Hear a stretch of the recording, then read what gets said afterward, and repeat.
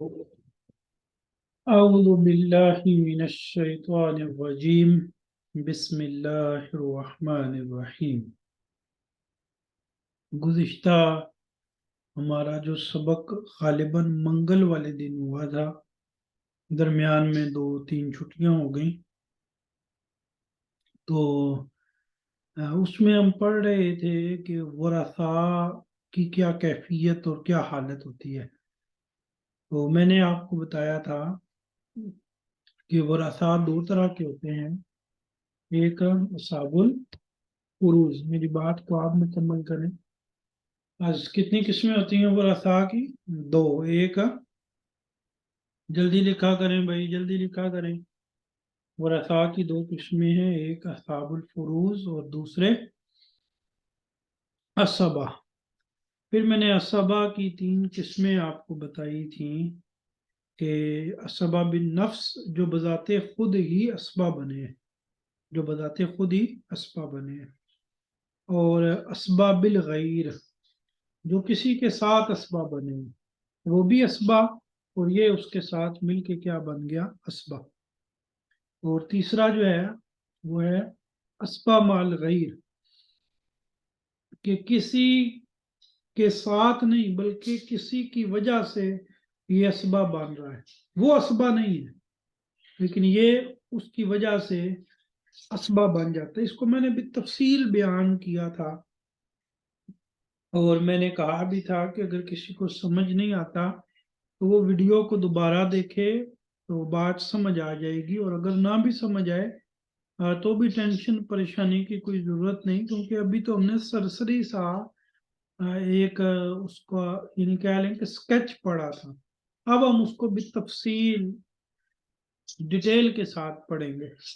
اچھا، ہمارا جو پیچھے سورہ النساء والا رکوع تھا اس میں ہم نے وراثت پڑھ لی تھی اولاد کی اور ماں باپ کی۔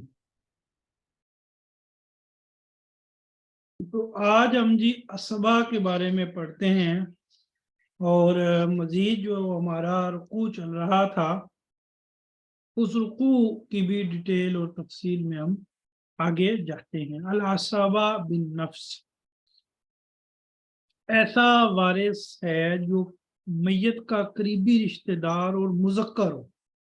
ایک بات ذہن میں رکھیں، عصبہ بالنفس میں جو بذات خود ہی عصبہ ہو، اس میں کوئی بھی عورت شامل نہیں ہو سکتی، یہ بات کلیئر کٹ سمجھ لیں۔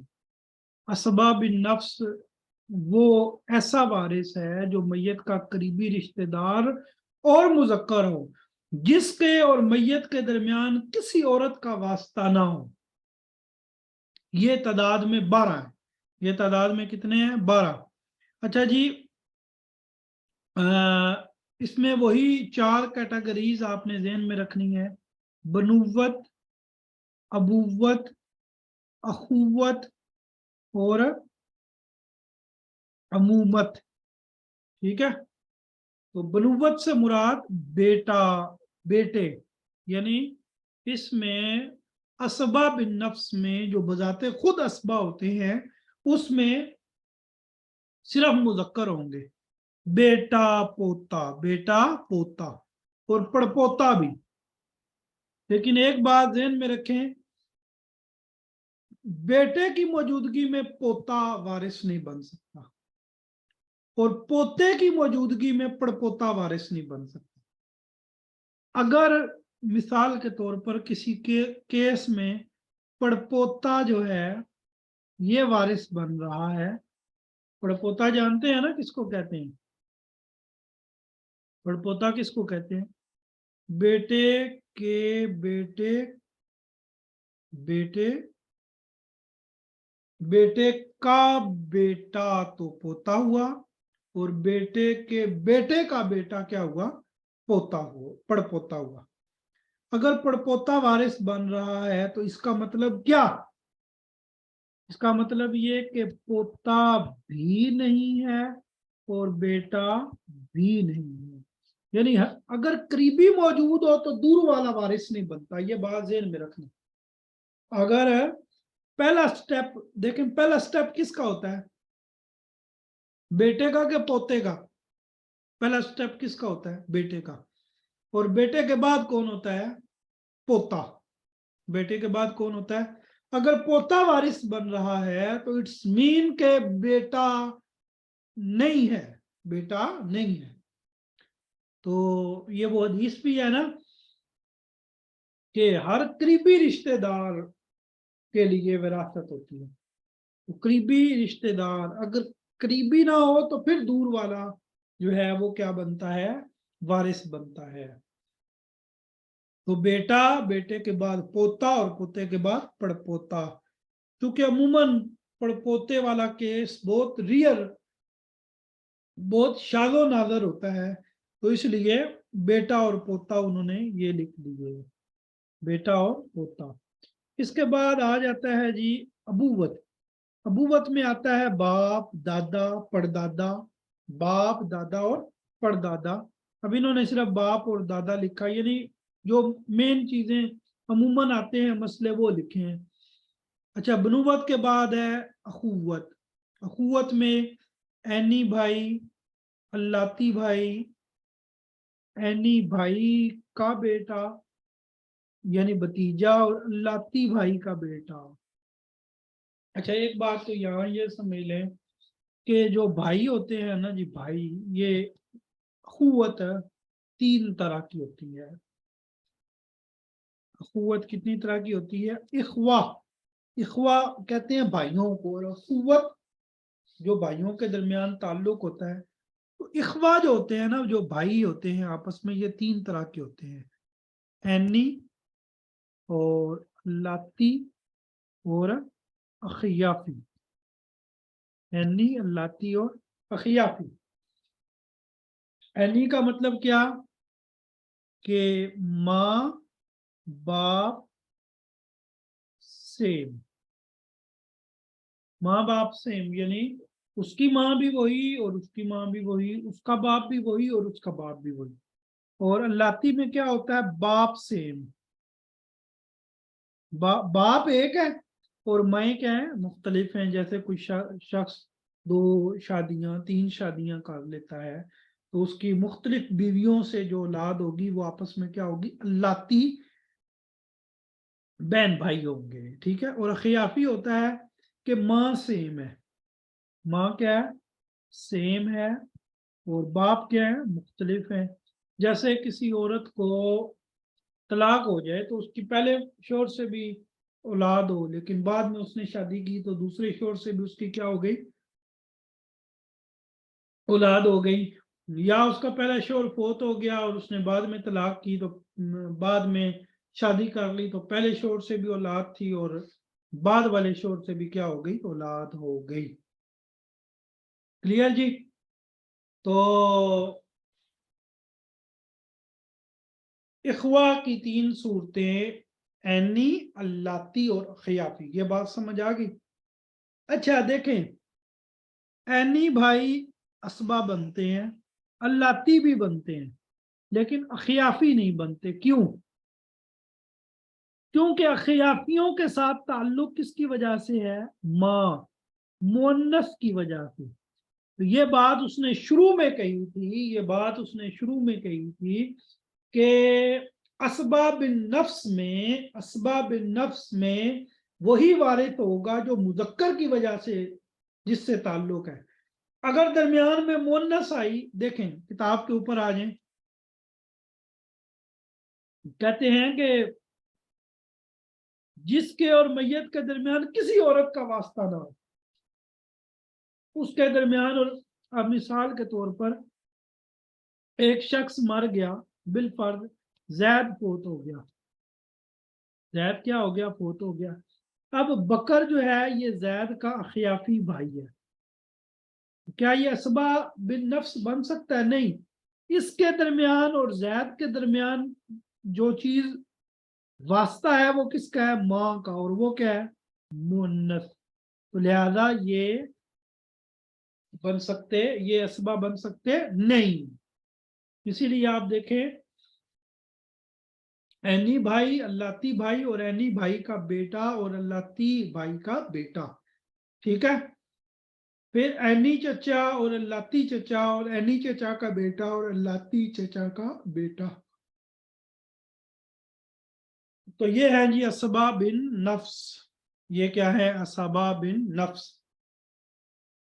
دیکھیں جی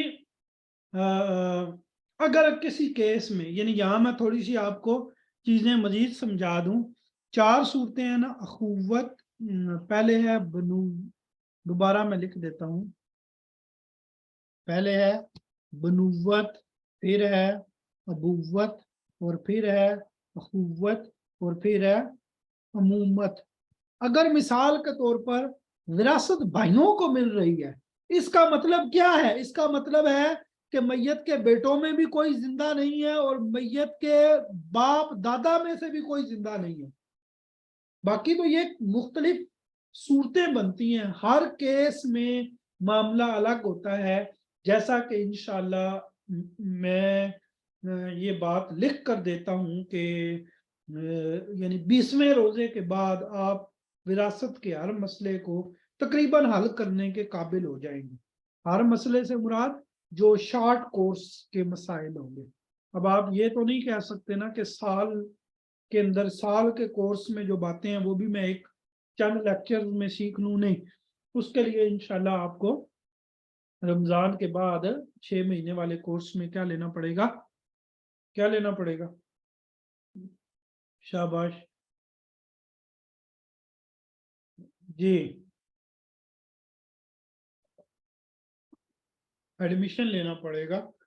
تو اس کے بعد انشاءاللہ وہ پھر کافی ساری باتیں ہوں گی. لیکن آپ اسی طرح اگر رہے نا جس طرح ماشاءاللہ آپ جتنے ذوق شوق سے آ رہے ہیں، میں پھر یہی سوچوں گا کہ کوئی اور کام کرنا چاہیے. خواہ مخواہ اپنا دماغ جو ہے وہ نہیں کھپانا چاہیے. اس دن میں نے تھوڑی ڈانٹ ڈپٹ کی تو فوراً 50 کے قریب لوگ ہو گئے تھے، اور ابھی 30 لوگ ہیں. تو اس کا مطلب میں یہی سمجھوں کہ روزانہ تھوڑی بہت خدمت آپ لوگوں کی ہوتی رہے تو پھر انشاءاللہ آپ جو ہے وہ صحیح چلیں گے. چلیں، میں انشاءاللہ کوشش کروں گا اپنی استطاعت وسعت کے مطابق ضرور جو ہے نا وہ تھوڑی تھوڑی آپ کی خدمت کیا کروں. بہرحال تو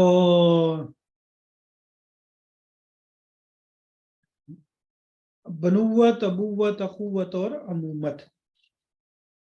نہیں، انشاءاللہ رمضان کے بعد مجھے پتہ چل گیا ہے کہ آپ لوگوں نے کیسے چلنا ہے. رمضان کے بعد ہم یہ چیز پہلے جو ہے نا وہ ایک بیان لیں گے کہ ہم اسی کو ایڈمیشن دیں گے جو پہلے یہ بات طے کر کے ہمیں بتائے گا کہ میں کیسے کلاس دوں گا. یعنی اگر وہ جو ہے وہ کلاس لیتا ہے کیسے، یعنی وہ اگر پہلے یہ بتاتا ہے کہ میں لائیو کلاس دوں گا تو پھر وہ لائیو کلاس لینے کا پابند ہوگا. اور اگر وہ کہتا ہے کہ میں ویڈیوز کے تھرو کلاس لوں گا تو پھر ہم اس کو نہیں پوچھیں گے کہ وہ لائیو کلاس میں کیوں نہیں آیا. لیکن یہ تو کوئی طریقہ نہیں نا. اب پرسوں جو ہماری لاسٹ کلاس ہوئی تھی اس میں 50 ایک لوگ آگے تھے. اب پھر آج جو ہے وہ آہستہ آہستہ لیٹ آ رہے ہیں. تو باتیں جب نکل جاتی ہیں نا جی وہ پھر مطلب ہم آپ کو سمجھانے کے لیے بار بار وہ باتیں چلیں سمجھ آ جائے. بہرحال جی چلیں چلتے ہیں سبق کی طرف آتے ہیں. یہ نا بہرحال ایکسپیرینس ہوتا رہتا ہے. تو یہ اب ایکسپیرینس ہو گیا تو انشاءاللہ اگلے یعنی کورس میں ہم پہلے سے یہ ایک بیان لے لیں گے کہ جی آپ لائیو کی کیٹیگری میں ہیں یا آف لائن کی کیٹیگری میں ہیں. تو ہم لائیو والوں کا علیحدہ گروپ بنائیں گے اور جو لائیو کلاس نہیں لینے والے ان کا علیحدہ گروپ بنائیں گے. اس کے بعد جو ہے وہ پھر جو لائیو نہیں آیا تو اس سے انشاءاللہ پوچھ گچھ ہو سکے گی.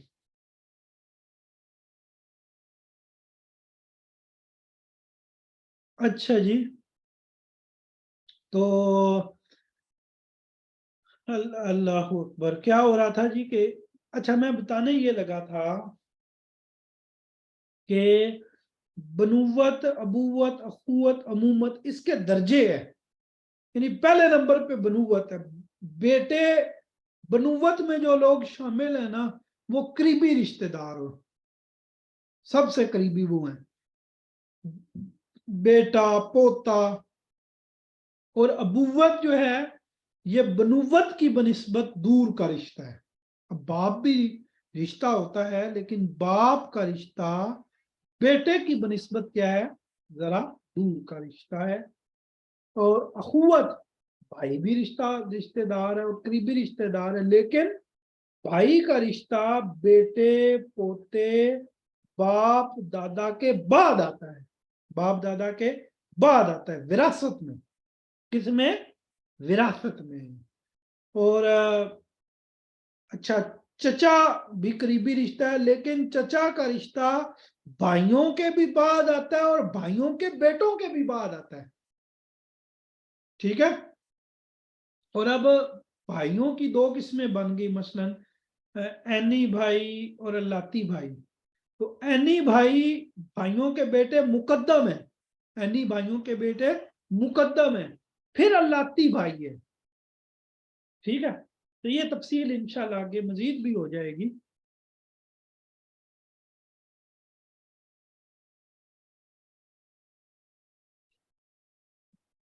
तो असबा बिन नफ्स वो ऐसा वारिस है जो मैयत का करीबी रिश्तेदार और मुजक्कर हो, जिसके और मैयत के दरमियान किसी औरत का वास्ता ना हो, वो ये लोग हैं। अच्छा, अब कुछ बातें आपको समझ आएंगी। अब ये तो आपने पढ़ लिया ना, आप इसको पढ़ के याद कर लें। नेक्स्ट वीक तक इंशाल्लाह, यानी इसी हफ्ते के अंदर ही हम मसले हल करने लगेंगे विरासत के। जब हम मसले हल करने लगेंगे तो कवायद की जब तत्बीक होती है ना, तो तब कवायद की असल समझ आती है। एक कायदा आपने पढ़ लिया, वो आपको कुछ कुछ समझ आ गया, लेकिन जब वो मुंतबिक होता है, जब आप मसले हल करेंगे, तो मैं आपसे पूछूंगा, हाँ जी बताएं अब ये क्या बन रहा है। तो वो क्या बन रहा है ये बताने के लिए आपको, वो जिस तरह आप ग्रामर पढ़ते हैं तो एक एक बात पूरी ग्रामर नहीं घूम जाती, तो इस तरह पूरी विरासत जो है वो फिर आपको अपने ज़हन में लानी पड़ेगी, तो फिर मसले हल होते हैं। तो ये हो गया जी असबाब नफ्स। असबाब नफ्स के दर्जात, असबाब नफ्स के दर्जात, मेरे ख्याल में दर्जात पढ़ने की जरूरत नहीं, वो मैंने आपको बता दिए हैं। दराजात की तरतीब मैंने आपको बता दी है। पहले बनुवत, फिर अबूवत, और फिर अखुवत, और फिर अमूमत। असबाबिल गैर, असबाबिल गैर, ये चार औरतें हैं, बेटी, पोती, ऐनी बहन और अल्लाती बहन। अच्छा, बेटी किसके साथ आएगी तो असबा बनेंगी? बेटे के साथ। बेटी किसके साथ आएगी तो असबा बनेगी? बेटे के साथ। पोती किसके साथ आएगी तो असबा बनेगी? पोते के साथ। ऐनी बहन कब असबा बनेगी? अपने यानी ये जो चार तरह की औरतें हैं, ये तभी असबा बन सकती हैं जब इनके साथ का मुजक्कर आएगा, इन्हीं के दर्जे का मुजक्कर आएगा। ऐनी बहन के दर्जे का मुजक्कर क्या है? ऐनी भाई। अल्लाती बहन के दर्जे का मुजक्कर क्या है? अल्लाती भाई। ठीक है जी। तो ये कौन हो गए? असबा बिल गई, असबा बिल गई। अब आ जाए असबा माल गैर पे। अच्छा, इनको जायदाद में से फर्ज हिस्सा आधा और कभी 2/3 दिया जाता है। अच्छा, इनको इनको मैं वैसे ही बता देता हूं, जरूरी नहीं कि आप जो लिखा है इसको पढ़ें। वैसे तो ना जी इनके अपने अपने हिस्से हैं। यानी मिसाल के तौर पर आप आ जाएं, मिसाल के तौर पर हम यहाँ पे थोड़ी सी बात को क्लियर कर लेते हैं।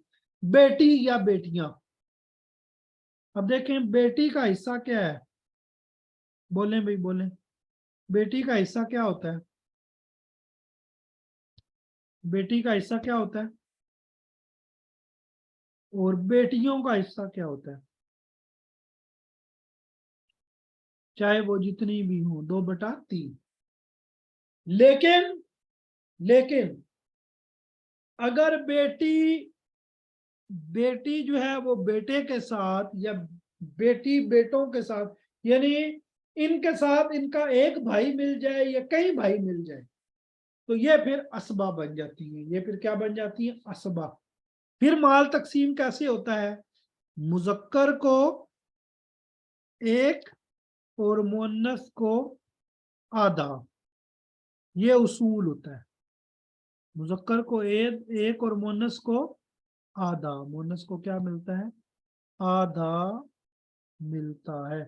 या इसका दूसरा हल ये भी होता है कि मुअन्नस को एक तो मुजक्कर को दो, यानी जितना मुअन्नस को मिलेगा उससे दुगना किसको मिलेगा? मुजक्कर को मिलेगा। तो इसको हल कैसे करते हैं वो भी इंशाल्लाह मैं आगे आपको बताता हूं कि इसको हल कैसे करते हैं। अच्छा जी, चले जी, ये हो गए असबा बिल गई। अब है असबा माल गई। असबा माल गई, अल असबा माल गईर। अल असबा माल गईर से मुराद दो औरतें, ऐनी बहन और अल्लाती बहन है। इनको फर्ज हिस्सा 1/2 और कभी 2/3 दिया जाता है, लेकिन बेटी और पोती की मौजूदगी में बतौर असबा माल गईर बनती है। अच्छा, ये जो बेटी और अच्छा ऐनी बहन और अल्लाती बहन, ऐनी बहन और अल्लाती बहन, इसे पोती की मौजूदगी में, किसकी मौजूदगी में? बेटी और पोती की मौजूदगी में ये क्या बन जाती है? असबा माल गईर।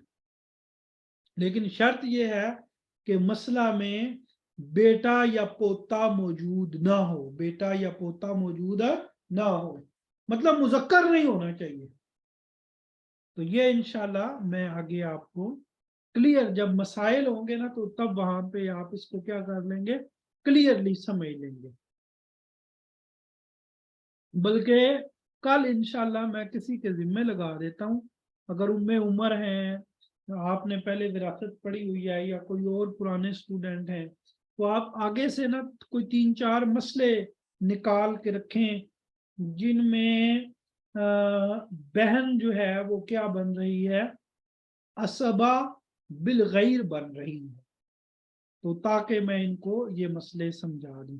ये कब होता है? बेटी और पोती की मौजूदगी, यानी मसले में बेटी हो, पोती हो, बहन, बेटी हो, पोती हो और बहन हो।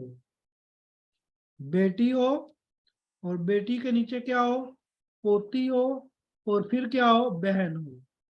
तो बेटी को बेटी का हिस्सा मिल जाता है, पोती को पोती का हिस्सा मिल जाता है, बाकी जो बनता है बचता है वो बहन बतौर असबा ले जाती है।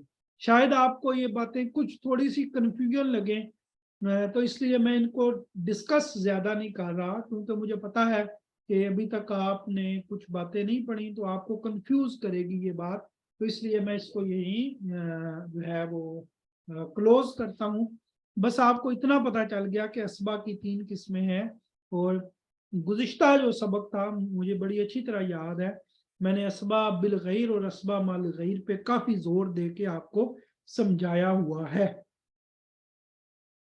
ठीक है जी। इसके बाद आगे क्या है? असल मसला कैसे निकालते हैं? असल मसला कैसे निकालते हैं? तो ये भी इंशाल्लाह जी मैं असल मसला निकालने को आप में से किस किसको जू अज आफिन अकल का तरीका मालूम है? किसका तरीका? जू अज आफिन अकल, जिसको आप जू जाफिकल कहते हैं। जू अज आफिन अकल, मैथ में एलसीएम कहते होंगे, लेकिन उर्दू में जू अज आफिन अकल, जिसको आप जू जाफिकल कहते हैं अमूमन। आओ इसका जू जाफिकल निकालें। वो दुरुस्त उसका तलफ़ुज़ क्या है? ज़ू अज़आफ़िन अक़ल्लु। असल मसला जो होता है ये ज़ू अज़आफ़िन अक़ल होता है। क्या होता है? ज़ू अज़ाफ़िन अक़ल होता है। असल मसला क्या होता है? ज़ू अज़आफ़िन अक़ल होता है। तो इसके लिए ना आपको एक काम करना पड़ेगा। इसके लिए आपको क्या करना पड़ेगा? एक काम करना पड़ेगा। आपको कल को ये याद करके आना है, 1/2, 1/4 और 1/8। 1/2, 1/4 और 1/8। 3 हिस्से ये थे और फिर क्या थे? 1/3 और 1/6 और 2/3। तो ये हिस्से आपने कल याद रख के आनी है। अब हम जरा कुछ वो पढ़ लें, जो क्या था, कुरान का रुकू था जिसमें हमने विरासत की 2 सूरतें पढ़ ली थी, और बाकी जो है वो विरासत की सूरतें हमने पढ़नी है। वो इंशाल्लाह आज पढ़ लेते हैं। तो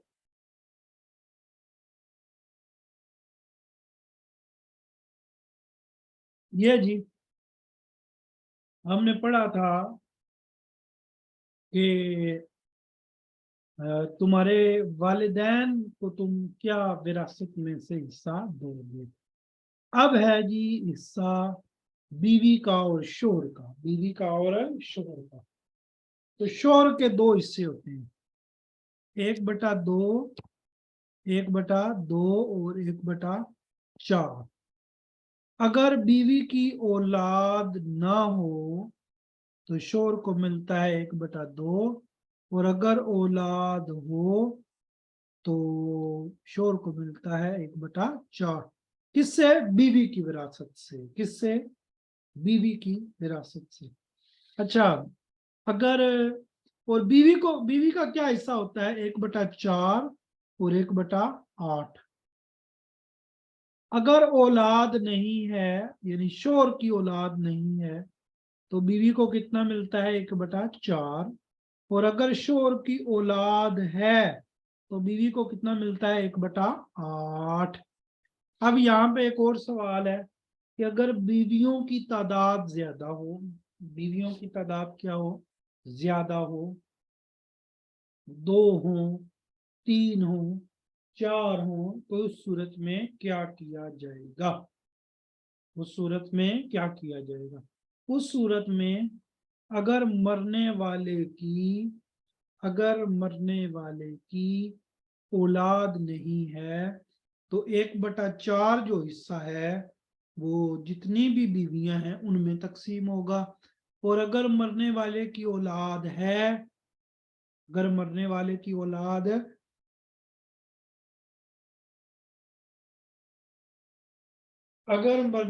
की औलाद हो तो फिर वो 1/8 में क्या हो जाते हैं? शरीक हो जाते हैं। तो ये सिंपल सा विरासत का तरीका है। अच्छा जी, एक बात ज़हन में रखें, ये बात पहले भी किसी ने पूछी थी, आज मैं उसको थोड़ा खोल देता हूँ कि अगर बेटा मौजूद है तो पोते को विरासत से कुछ नहीं मिलता।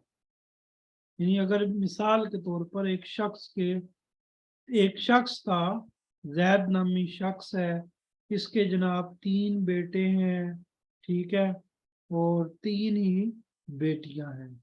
लेकिन अब जैद की जिंदगी में अगर कोई भी बेटा फोत हो जाए या कोई भी बेटी फोत हो जाए तो उनकी औलादों को बाकियों की मौजूदगी में, यानी मिसाल के तौर पर जैद का एक बेटा उसकी जिंदगी में फोत हो गया, अब उसके बेटे की औलाद को दादा की विरासत से कुछ भी मिलेगा नहीं। क्यों नहीं मिलेगा? इसलिए कि बेटे क्या है? मौजूद हैं। दादा की विरासत से उसको कुछ भी मिलता नहीं। और बीवी की विरासत भी क्या होती है? बीवी की विरासत भी क्या होती है? तकसीम होती है। تو اس سے کچھ نئی بات نہیں آپ کے ذہن میں آ رہی کہ بیوی کی وراثت تقسیم ہوتی ہے، بیوی کی بھی وراثت ہوتی ہے، بیوی کی بھی کیا ہوتی ہے؟ وراثت ہوتی ہے۔ تو یہ جو آج کل کچھ ہماری بچیاں کہتی ہیں نا، ہماری کچھ بچیاں کہتی ہیں میں انڈیپینڈنٹ ہونا چاہتی ہوں، ہے یعنی میں یہ چاہتی ہوں کہ میں اپنے کس پہ کھڑی ہوں؟ میں اپنے پاؤں پر کھڑی ہوں۔ اس جلی کو یہ بتائے کہ 1400 سال پہلے اسلام نے جو کنسپٹ دیا، اس کنسپٹ میں اسلام نے تمہیں اپنے قدموں پہ ہی کھڑا کیا تھا۔ اسلام یہ کہتا ہے کہ مؤنث عورت وہ انڈیپینڈنٹ ہونی چاہیے، لیکن اس کا مطلب کیا ہے؟ یعنی اپنے پاؤں پہ کھڑی ہونے کا مطلب یہ قطعاً نہیں ہے کہ پھر اسے کسی کی چھت کی ضرورت نہیں اور کسی کے سہارے کی ضرورت۔ اپنے پاؤں پر کھڑی ہونے کا مطلب یہ ہے کہ اس کے پاس پیسہ اپنا ہونا چاہیے، ٹھیک ہے، اس کے پاس وہ اپنا کوئی کاروبار کر سکتی ہے۔ ایک عورت اگر گھر میں کپڑے سی کر یا کوئی بھی اس کو ہنر آتا ہے تو وہ اس کی کمائی ہے، اس پہ اس کا حق ہے، ٹھیک ہے۔ شوہر کا اس کی کمائی پہ حق کتنا ہے؟ یہ میں نے ایک دفعہ بھی تفصیل بتایا تھا کہ اگر کیونکہ دیکھیں نا، ویسے تو اصولی طور پہ جو مرد ہوتا ہے نا، مرد وہ عورت کی کمائی لینا ہی نہیں چاہتا، یعنی میں آپ کو مرد کی فطرت بتا رہا ہوں۔ اگر ایک مرد سلیم الفطرت ہے نا تو اس کے لیے یہ بڑی شرم کی بات ہوتی ہے کہ وہ بیوی کا مال کھائے، کسی عورت کے سہارے پر وہ چلے۔ تو مرد کے لیے، سلیم الفطرت مرد کے لیے یہ آر ہوتی ہے، یہ شرم کی بات ہوتی ہے، ٹھیک ہے۔ تو لیکن بعض لوگ لیتے ہیں، کوئی حالات ٹھیک نہیں یا کوئی بھی، تو وہ اگر عورت جاب کرتی ہے تو عورت کی جاب کی جو تنخواہ ہے اس میں سے کچھ مرد اگر لے لے تو مشاورت سے وہ لے بھی سکتا ہے۔ کیوں؟ اس کی وجہ یہ ہے کہ عورت جب جاب کرے گی تو مرد کو بھی ڈیفیکلٹیز فیس کرنی پڑیں گی۔ ایک عورت اسکول ٹیچر ہے مثال کے طور پر، اس کا مطلب کیا کہ اس نے صبح 8 بجے سے پہلے اسکول پہنچنا ہے۔ اس کا مطلب کیا کہ اگر اس کے شوہر نے 8 بجے کے بعد چائے پینی ہو، اس کے شوہر کو 8 بجے کے بعد کوئی کام ہو تو اس کی بیوی دستیاب نہیں ہوگی۔ تو اس لیے شوہر کے ساتھ مشاورت کے ساتھ خوش دلی سے، اگر شوہر کہتا ہے مجھے اتنے پیسے دے دو باقی تم جاب کر لو، تو شوہر لے بھی سکتا ہے، اس میں بھی کوئی حرج والی بات نہیں ہے۔ لیکن جو بات جہاں سے شروع ہوئی کہ اسلام یہ کہتا ہے، جیسے میں نے کہا کہ پوتے کو وراثت میں کوئی حصہ نہیں ملتا، کیونکہ پوتے کو اس کے باپ کی وراثت ملنی ہے۔ کچھ لوگ پیچھے جب ایک دفعہ بات ہوئی تھی تو وہ یہ سوال بھی کر رہے تھے کہ پوتے کو کیوں وراثت سے کچھ نہیں ملے گا؟ اس لیے نہیں ملے گا کہ اسلام ہمارا جو اس وقت زندگی کا نظام چل رہا ہے نا، کہ بیٹا جو ہے وہ باپ کی کمائی پہ بیٹھا ہوتا ہے۔ بیٹا کیا ہے؟ کس کی کمائی پہ بیٹھا ہوتا ہے؟ جلدی بولیں۔ بیٹا کس کی کمائی پہ بیٹھا ہوتا ہے؟ باپ کی کمائی پہ۔ کہ باپ کما رہا ہے، ٹھیک ہے، بس گزارا چل رہا ہے، باپ مرے گا تو اس کی وراثت سے مجھے حصہ مل جائے گا۔ یہ چیز کیا کرتی ہے؟ یہ چیز آدمی کو اس بیٹے کو نکھٹو، نکما اور سست بناتی ہے۔ یہ چیز کیا کرتی ہے؟ اسے نکما بناتی ہے۔ اسے پتا ہے باپ کی کمائی موجود ہے، تو بس ٹھیک ہے جی۔ نہیں، اسلام یہ کہتا ہے کہ ہر مرد بالغ ہونے کے بعد وہ کس پہ کھڑا ہو؟ اپنے قدموں پہ کھڑا ہو، ٹھیک ہے، اور خود اڑے، خود کیا ہو؟ اڑے۔ وہ ہم بعض اوقات کیا کرتے ہیں، اپنے بچوں کو اتنا اپنے جو ہے وہ اپنی حفاظت میں رکھتے ہیں کہ ہم ان کو، یعنی لڑکا ہے تو اس کو مرد بنانے کی بجائے عورت سے بھی کمزور بنا دیتے ہیں۔ مرد ہو تو اس کا کیا کام کہ وہ ڈر جائے۔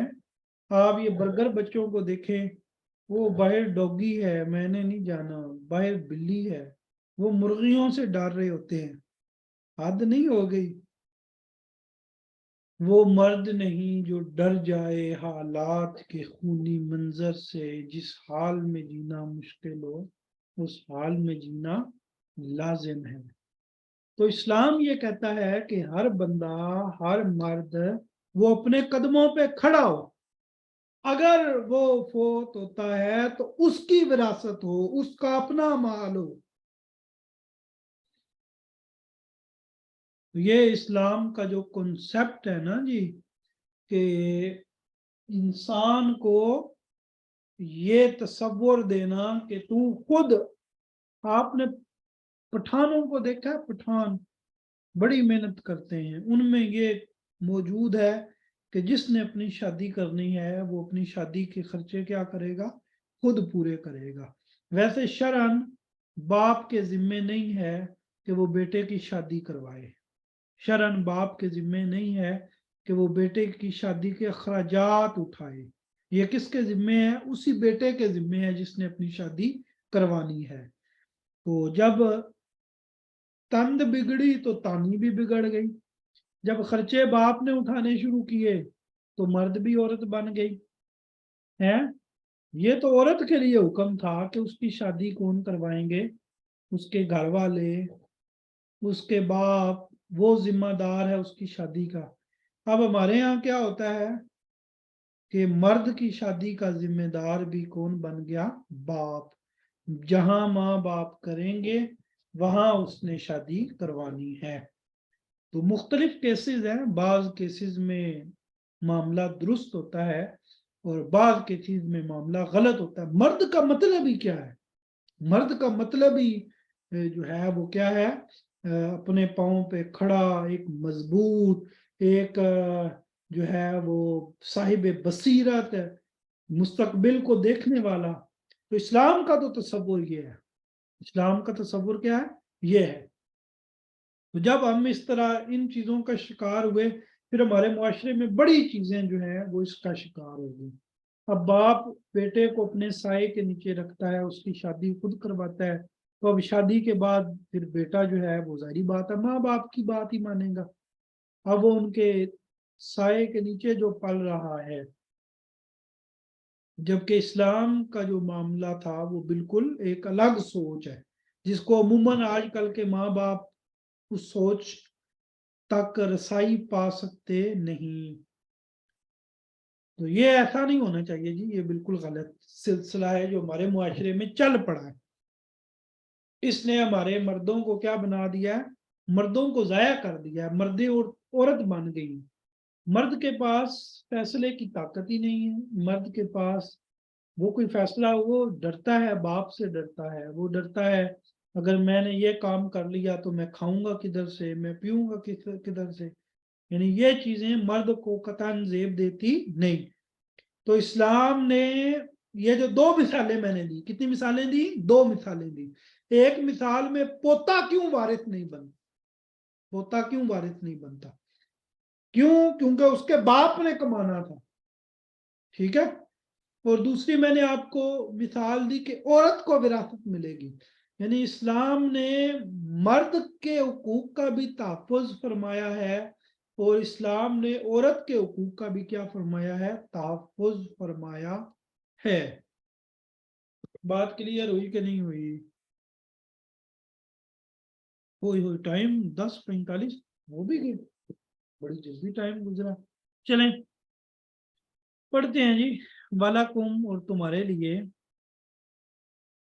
وَلَكُمْ اور تمہارے لیے، نصف ما ترک ازواجکم، وَلَكُمْ اور تمہارے لیے، نصف ما اس کا آدھا ہے، نصف ما اس کا آدھا ہے، ترک ازواجکم جو تمہاری بیویاں چھوڑ جائیں، تمہارے لیے اس کا آدھا ہے جو تمہاری بیویاں چھوڑ جائیں، یعنی تمہیں کتنا ملے گا؟ 1/2۔ کب؟ ان لم یکن لہن ولد، اگر ان کی اولاد نہ ہو، اگر ان کی اولاد نہ ہو۔ وَلَكُمْ اور تمہارے لیے، نصف ما ترک ازواجکم اس کا نصف ہے جو تمہاری بیویاں چھوڑ جائیں اگر ان کی اولاد نہ ہو۔ فَإِن پھر اگر کان ہو لہن ولد ان کی اولاد، پھر اگر کانا ہو لہن ان کے لیے ولد اولاد، فَلَكُمُ الرُّبُعُ مِمَّا تَرَکْنَا تو تمہارے لیے 1/4 ہے اس سے جو وہ چھوڑ جائیں گے، اس سے جو وہ چھوڑ جائیں۔ من بعد وصیت یوصین بہا او دین، من بعد وصیت وصیت کے بعد، یوصین بہا جو وصیت وہ کر جائیں، او دین یا قرضے کے بعد، یعنی قرضے اور وصیت کی ادائیگی کے بعد تمہیں اگر اولاد نہیں ہے تو 1/2 ملے گا، اور اگر اولاد ہے تو کتنا ملے گا؟ 1/4 ملے گا۔ اچھا جی، اور وَلَہُنَّ اور ان کے لیے، وَلَہُنَّ اب بیویوں کی بات آ گئی، وَلَہُنَّ اور ان کے لیے، الربع 1/4 ہے، مما اس سے ترکتم جو تم چھوڑ جاؤ، ان لم یکن لکم ولد اگر تمہاری اولاد نہ ہو، اور ان بیویوں کے لیے 1/4 ہے اس سے جو تم چھوڑ جاؤ اگر تمہاری اولاد نہیں ہے۔ فَإِن كَانَ لَكُمْ وَلَد اور اگر تمہاری اولاد ہے، فَإِن پھر اگر کانا ہے لکم تمہاری ولد اولاد، فَلَهُنَّ الثُّمُنُ تو ان کے لیے کتنا حصہ ہے؟ 1/8، مما اس سے ترک تم جو تم چھوڑ جاؤ، من بعد وصیت توصون بہا او دین۔ اچھا یہاں ایک آخری بات کی طرف اشارہ کر کے میں اپنی بات کو ختم کر دوں، تو ہم نے آج میاں بیوی کی وراثت پڑھ لی، تو فَلَهُنَّ تو ان کے لیے الثُّمُنُ 8واں حصہ ہے، مما اس سے ترک تم جو تم چھوڑ جاؤ، من بعد وصیت وصیت کے بعد، توصون جو وصیت تم کرتے ہو، توصون بہا جو وصیت تم کرتے ہو، یا قرض کے بعد۔ تو یہاں تک ہمارا سبق مکمل ہو گیا۔ اب یہاں پہ ایک اور وراثت سے متعلقہ بات ہے جو میں آپ کو بات بتا کے کیا کر دوں، بات کو ختم کر دوں۔ ہمارے یہاں کیا ہوتا ہے کہ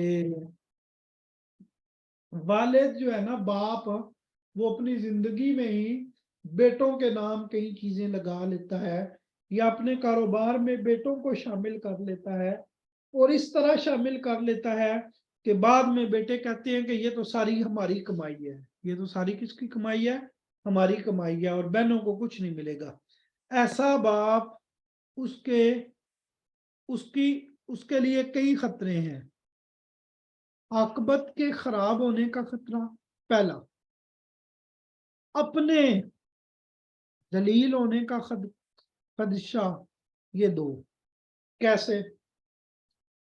یعنی اگر وہ بیٹوں کو اس طرح کرتا ہے، بعد میں بھائی بہنوں کو کچھ نہیں دیتے یا تھوڑا بہت دے دیتے ہیں، تو دیکھیں باپ جو بھی کماتا ہے نا وہ اس کی اولاد کا ہے، باپ جو بھی کماتا ہے وہ کس کا ہے؟ اس کی اولاد کا ہے۔ اللہ نے حصے دے دیے ہیں، اگر باپ چاہتا ہے کہ میں اپنی زندگی میں دے کر جاؤں، پھر سب کو برابر برابر دے، لیکن اس کے بعد بھی وراثت تو بنے گی۔ مثال ہے، باپ 60 سال کی زندگی میں سب کچھ دیتا ہے، حالانکہ دینا نہیں چاہیے، اس کا بھی نقصان ہے، یہ بھی بعض اوقات ذلت کا سبب بنتا ہے۔ اور اپنے ذلیل ہونے کا خدشہ کیسے ہے؟ جب ہر چیز اولاد کو دے دیتے ہیں تو پھر اولاد بہت کچھ کرتی ہے۔ ہم نے بڑے کیسز دیکھے ہیں، روزانہ ہی کوئی نہ کوئی اس طرح کے مسئلے آئے ہوتے ہیں، تو وہ پھر بیٹے جب ان کو تو مفت کا ملا ہوتا ہے، ان کو تو किस चीज का मिला होता है? मुफ्त का, और मुफ्त की कदर होती नहीं। और फिर वो बीवियों के पीछे चलते हैं, और बीवियों के पीछे चल के भी वो क्या करते हैं? बेवकूफ। ये बात ध्यान में रखें, मर्द कभी भी बीवी के पीछे नहीं लगता। मर्द कभी भी बीवी के पीछे नहीं लगता, वो अपनी बीवी को अपने पीछे चलाता है। ये बात ध्यान में रखिएगा, ये शरन उसूल है। जो औरत कहती है ना कि मैं अपने, मेरा शोहर तो मेरी मानता है, मेरा शोहर तो मेरे इशारों पे नाचता है, तो उसने शोहर नहीं रखा हुआ, उसने कोई बांदर रखा हुआ है, कोई मंकी रखा हुआ है जिसको वो अपने इशारों पे नचाती है। शेर जो होता है, जो मर्द होता है, वो बीवी को अपने पीछे चलाता है। ठीक है? ये जितनी घरों में फसाद खराबियां हैं, शायद कि कुछ लोगों को मेरी बात की गहराई तक वो पहुंच ना सकें कि मैं किस गहराई से बात कर रहा हूं। तो क्योंकि मुख्तलिफ घरों के जो हमने देखे हैं ना लड़ाई झगड़े, उसके पीछे यही मामले होते हैं। ठीक है? तो क्या बात चल रही थी? हाँ जी। तो इस तरह ना उनके अपने भी जलील होने का खदशा होता है कि वो आखिरी उम्र में ऐन मुमकिन है कि जलील हों, कि फिर बच्चे अपनी, क्या होता है, बच्चे जो है वो अपनी मर्जियां करते हैं और अपने मामलात खुद करते हैं, और जो दिल है वो करते हैं, और ये दुरुस्त नहीं है। शर्म। हमारे बाद मुझे यहाँ पे एक वाकया याद आ रहा है, वो मैं अर्ज करके बात को ख़त्म कर दूं।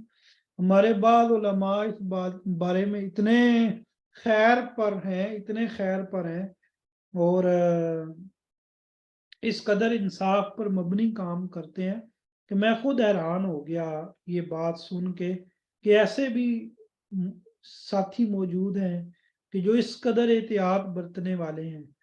हमारे एक दोस्त हैं, तो मैंने उनसे पूछा, ये जरा थोड़ी पुरानी बात है, उन्होंने, बल्कि उस वक्त अभी मेरी शादी भी नहीं हुई थी, तो उन्होंने मुझे जो है ना वो ऑफर की कि हमारी सिस्टर का रिश्ता है।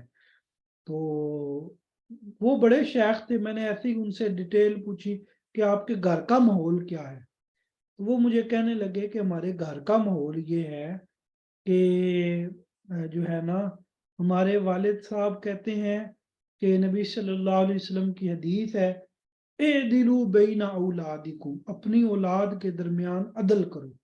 लिहाजा उन्होंने एक रकम मुतय्यन की हुई है, मसलन 3 लाख रुपए। कितने? 3 लाख रुपए, या 3 लाख की वैसे उन्होंने जो मुझे बताया था ना, वो बताया था 2 तोले सोना, 2 तोले सोना, ये उन्होंने मुतय्यन किया हुआ। जिस भी बेटे या बेटी की शादी हो, उसको उन्होंने 2 तोले सोना देना। वो चाहे तो उस सोने को बेचकर वलीमा करे, चाहे उस सोने को रखे, वलीमा 10 लोगों का कर ले, चाहे वो उस सोने को बेचकर उम्रे पे चले जाएं, जो मर्जी करें, उनकी मर्जी। ठीक है? ये अमूमन ना माँ बाप बच्चों को फैसला नहीं करने देते, माँ बाप बच्चों को फैसले नहीं करने देते। तो वो भी अपने बच्चों को, वो भी अपनी औलाद को क्या बना के जाते हैं? इस तरह के बच्चे किसका शिकार होते हैं? एहसासे कमतरी का। किसका शिकार होते हैं? एहसासे कमतरी का। और वो कभी भी जिंदगी में कोई बहुत बड़े फैसले नहीं कर पाते, जो वालिदैन अपने बच्चों को उनकी जिंदगियों के फैसले नहीं करने देते। जिंदगी एक जंग है, और हर एक ने ये जंग खुद लड़नी है। तो जब वो खुद मैदान में उतरता है तो वो जंगजू बनता है। जब वो खुद उतरता है तो तब वो मुजाहिद, मुजाहिद जद्दोजहद करने वाला बनता है। नहीं तो वो बेचारे भीगी बिल्लियां होते हैं, उनको कोई कुछ नहीं पता होता जिंदगी क्या है। ठोकरें इंसान को कीमती बनाते हैं, ये बात मेरी जेहन में रखिएगा। ठोकरें इंसान को क्या बनाती हैं? कीमती। इंसान की जुबान से जो कुछ निकल रहा होता है वो कई एक तलख तजर्बात का नतीजा होता है। अच्छा, कोई बंदा आपको अपने तजर्बात की रोशनी में कोई बात बताए ना, तो आप उसको कबूल नहीं करते। क्यों? आपकी अकल वहां तक पहुंचती नहीं। और ये तजर्बात भारी कीमत अदा करके हासिल किए जाते हैं। बाद औकात एक एक तजर्बा बड़ा बड़ा नुकसान करके क्या किया जाता है, हासिल किया जाता है। अभी चंद दिन पहले एक नुकसान हुआ हमारा, कितने का, 65,000 रुपए का।